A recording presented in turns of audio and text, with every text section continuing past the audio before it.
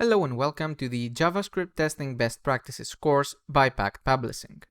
I am Dimitris Lukas and I will be guiding you through various testing scenarios with JavaScript and its extensive set of tools. In this video, I will present you the course material and everything you need to know to prepare for future videos.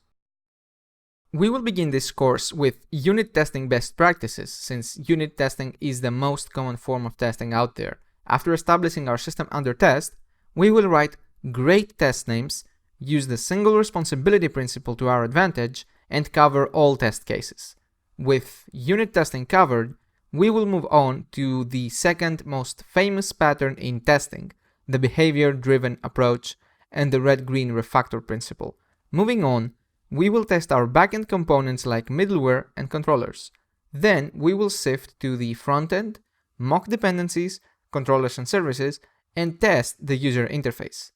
In the last section of the course, we will work with other types of testing like regression testing and smoke tests, and we will finish it with some tips for better continuous integration. In order to complete this course, you will need to have junior to intermediate knowledge of JavaScript. Some experience with Node is required because, after all, we will be doing backend testing as well as frontend testing.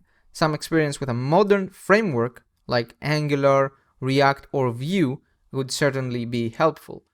And finally, you need to have written a few tests. The type of test is irrelevant as we will work with most of them in this course. So it shouldn't be your first time writing tests, but you shouldn't be an expert either in order to take the most out of this course.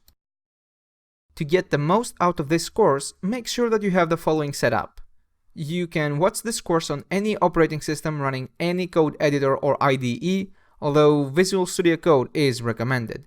Make sure that the latest version of Node.js is installed alongside npm for installing project dependencies.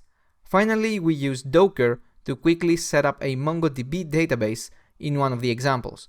You don't need to be familiar with either technology, it would just help having Docker installed beforehand. After completing this course, you will be able to write any type of test, be it unit test, integration test, or smoke test. Not just that though, you will also learn how to structure your code in a way that makes testing easier to you and your team. And most importantly, you will spot bugs early, hopefully before they hit production, and solve them fast enough. So let's get right into it.